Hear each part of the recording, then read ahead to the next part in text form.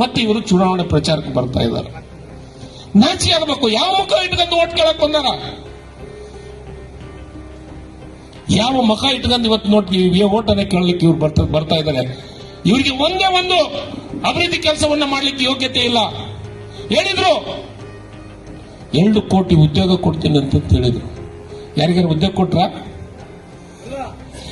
ಉದ್ಯೋಗ ಕೇಳಿದ್ರೆ ಪಕೋಡ ಮಾರಕ್ ಹೋಗಂದ್ರು, ಅಂದ್ರೆ ಬಜ್ಜಿ ಮಾಡಕ್ ಹೋಗಂದ್ರು. ನಾಚಿಗೆ ಆಗ್ಬೇಕು.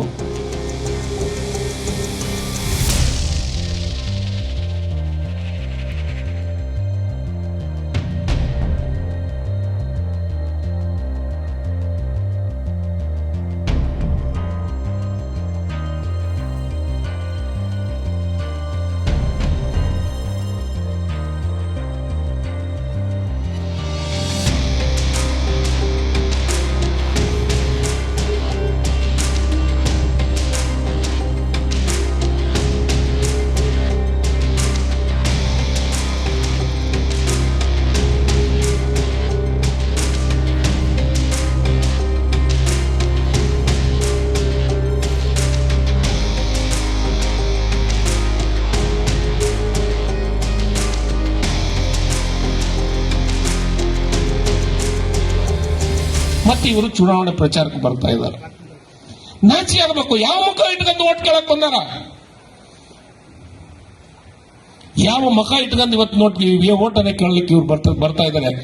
ಇವರಿಗೆ ಒಂದೇ ಒಂದು ಅಭಿವೃದ್ಧಿ ಕೆಲಸವನ್ನ ಮಾಡ್ಲಿಕ್ಕೆ ಯೋಗ್ಯತೆ ಇಲ್ಲ. ಹೇಳಿದ್ರು 2 ಕೋಟಿ ಉದ್ಯೋಗ ಕೊಡ್ತೀನಿ ಅಂತ ಹೇಳಿದ್ರು. ಯಾರಿಗಾರು ಉದ್ಯೋಗ ಕೊಟ್ರ? ಉದ್ಯೋಗ ಕೇಳಿದ್ರೆ ಪಕೋಡ ಮಾರಕ್ ಹೋಗಂದ್ರು, ಅಂದ್ರೆ ಬಜ್ಜಿ ಮಾಡಕ್ ಹೋಗಂದ್ರು. ನಾಚಿಗೆ ಆಗ್ಬೇಕು.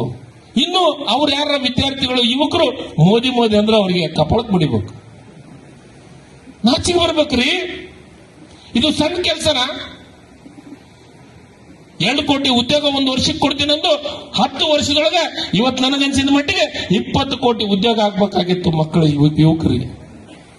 ನಾವು ಅದನ್ನೇ ಮಾತು ಕೊಟ್ಟಿದ್ವಿ. ಸನ್ಮಾನ್ಯ ಸಿದ್ದರಾಮಯ್ಯನವರು, ಡಿ.ಕೆ. ಶಿವಕುಮಾರ್ ಅವರು, ರಾಹುಲ್ ಗಾಂಧಿ ಅವರು, ಸೋನಿಯಾ ಗಾಂಧಿ ಅವರು, ಪ್ರಿಯಾಂಕಾ ಗಾಂಧಿ ಅವರು ಒಂದೇ ಮಾತನ್ನು ಹೇಳಿದ್ರು, ನಾವು 5 ಗ್ಯಾರಂಟಿಯನ್ನು ಕೊಡ್ತೀವಿ, ನಮ್ಮನ್ನು ಗೆಲ್ಸಂಬರ್ರಿ ಅಂತಂದ್ರು. ನಾನು ಅವಾಗನ್ನೇ ರಾಘವೇಂದ್ರ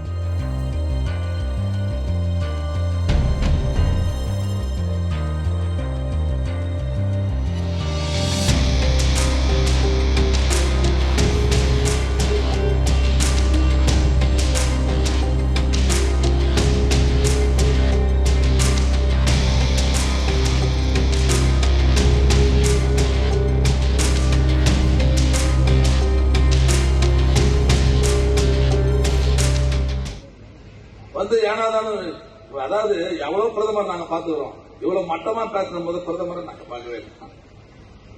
ஓய்ச்சிருவாரு. ஓய்ச்சிருவியா? எப்படி சொன்னார? கொஞ்சம் சொல்றது கேட்டுதான். இந்த திமுக சாதாரணமான இயக்கம்.